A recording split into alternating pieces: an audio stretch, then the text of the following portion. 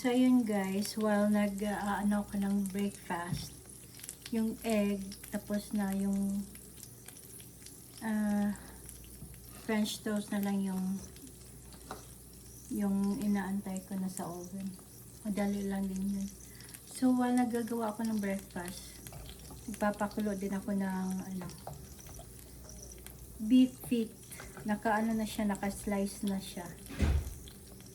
Ayun. Ito, beef feet. Sliced beef feet. Nabili ko siya ng isang araw sa Walmart, sa frozen aisle.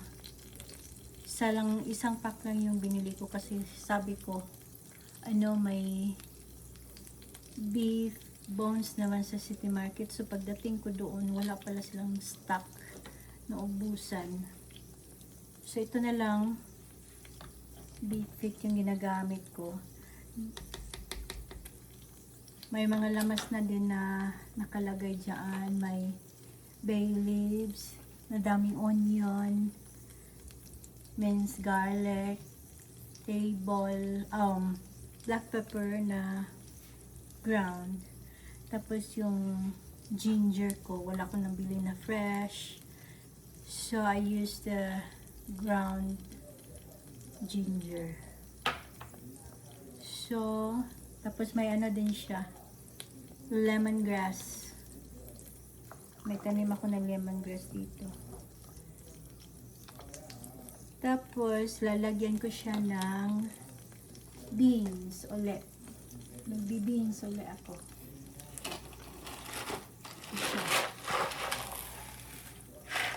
Itong ganito. Madali lang siya lumambot. So, baka sabay sila lumambot sa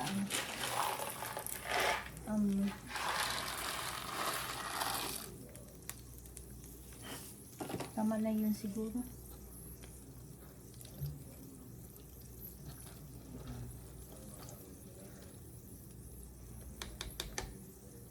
O dagdagan na unti kasi yung asawa ko kakain na dito. Dagdagan ko unti. Tapos later ko na siya lagyan ng pampalasa. Tsaka yung spice. Ano ba yung tawag doon? Chili. Lagyan ko siya ng chili mamaya. So, while I'm waiting, ito na siya. Kuha lang tayo ng pangsapin.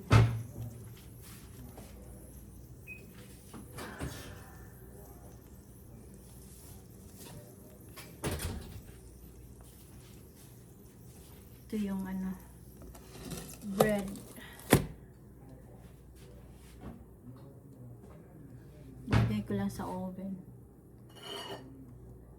Tapos ganito lang siya.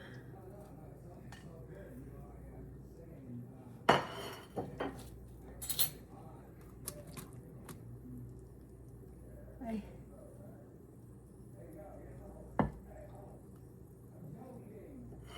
Ganito lang. Breakfast.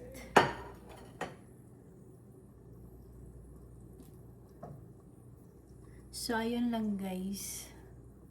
Thank you for watching.